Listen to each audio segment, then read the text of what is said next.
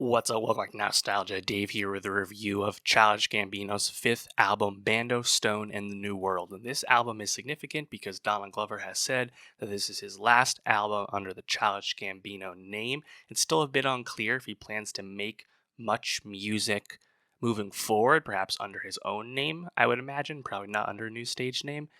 Either way, I think this is certainly an endpoint in some degree for Donald Glover's musical career, and obviously significant. If you read what he said to the New York Times, it does sound like music in general is less fulfilling to Donald than it used to be. He's obviously 40 years old now, but let's just keep it real. Donald Glover's musical output is the least significant, least important stuff he's made as a creator. As we know, he's such a multi-hyphenate producer, screenwriter, director, actor, comedian.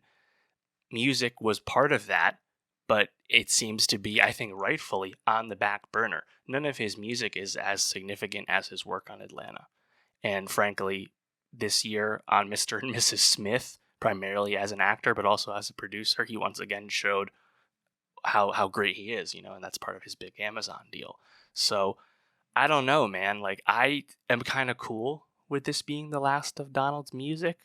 I'm sure he'll make music again. This is not the last we'll ever hear from him musically for the rest of his life, but it does sound like we're not going to need to expect much for a while now. If Bando, Stone, and the New World is the last album from Donald Glover, certainly the last album under the Childish Gambino name, this is a pretty awesome send-off for him. This is a really wide-ranging album, long, 17 songs, 1 hour. Man, does Donald cover a lot of ground with this. We jump across many genres. There's some real industrial Yeezus era electronica on here. We have Donald getting super melodic and giving us really smooth, groovy bops. We have like an emo pop rock song on here. Of course, we have some hard rap as well. He's all over the place. I think lyrically he's very up and down. There's witty stuff, there's groaners. But I think more than anything, this album speaks to why Donald has been a significant musical figure, but also perhaps not a super consistently great one as well. I'm fine with Donald leaving music behind because I've always trumpeted Atlanta as better than anything he's ever made musically.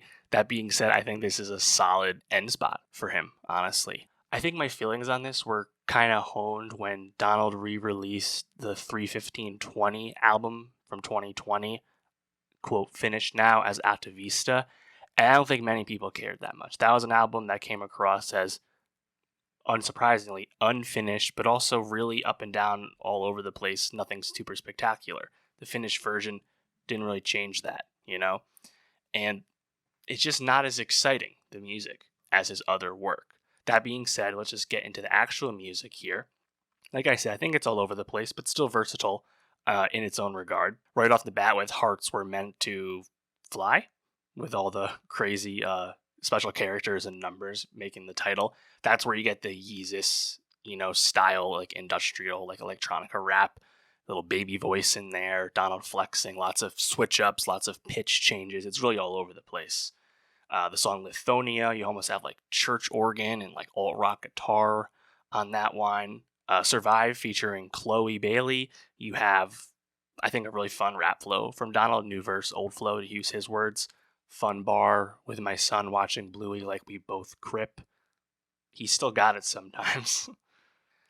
A song like Steps Beach, though, the singing, I don't think was that great from Donald. He's never, to me, been an amazing singer. He's been able to certainly get by and really achieve great high singing from time to time. Look no further than Redbone, for example. But I think sometimes it can really get away from him on a song like this. Talk My Shit, unsurprisingly, hard flow, great beat for the guest flow, Millie as well, a lot of flow switch-ups.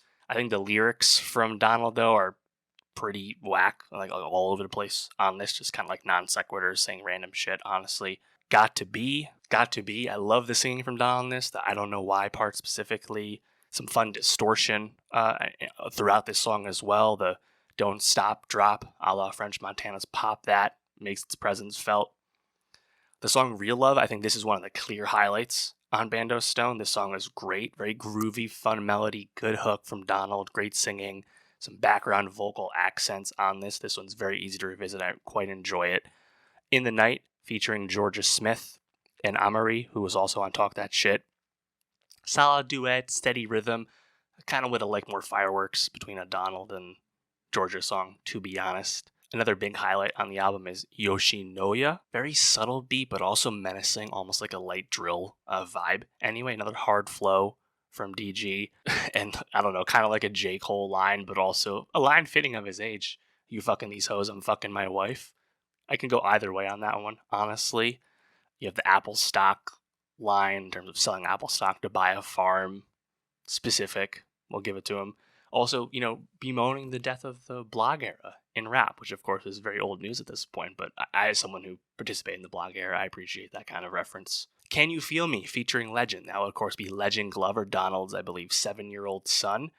Honestly, as far as putting your kid on your album goes, this song was pretty good. It was just fun to hear Donald and Legend basically go bar for bar on this song, and shout out Drake putting Adonis Graham on For All the Dogs, kind of kicking this trend off the past few months.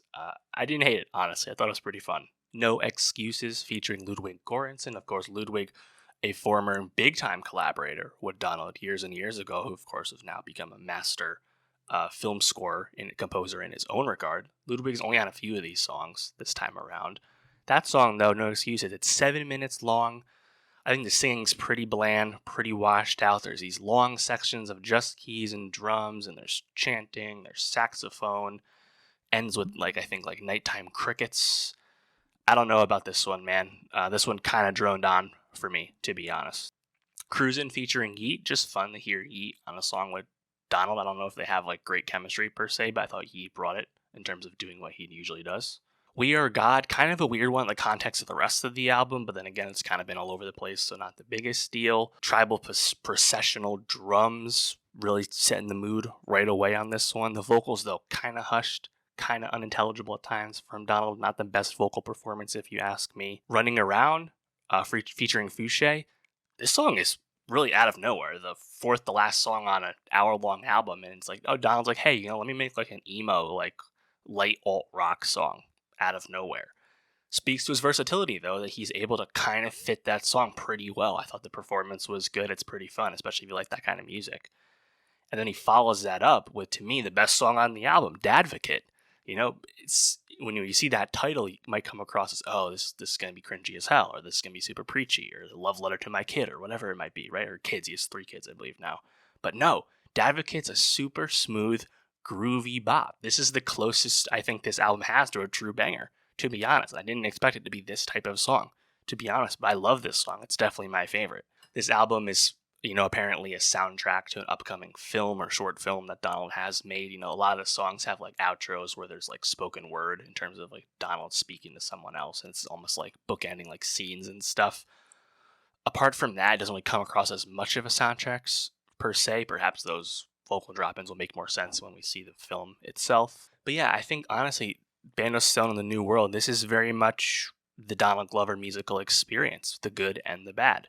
And what more of a fitting way for him to send off at least the Childish Gambino era of his career. The Childish Gambino experience has been massive highs and massive lows, especially in the early days. So I think to kind of capture the multitudes of that, even though I think Bando Stone is largely much more good than bad, seems a bit fitting. Like I said, I'll be very curious if he returns to music under his own name in the future. Who's to say? This kind of rings of The Weeknd saying he's not releasing music on as The Weeknd anymore, because I think part of that is branding and SEO and just the way our musical systems and DSPs work and whatnot. I guess he could change all of his stuff to Donald Glover, and I think he's broadly famous enough now that it could work, but we'll see. Let me know, though, what did you think of Bando Stone in the New World? How did you think about it as a send-off album for Donald Glover's Childish Gambino music? Let me know, and for more music reviews, subscribe, and I'll see you next time.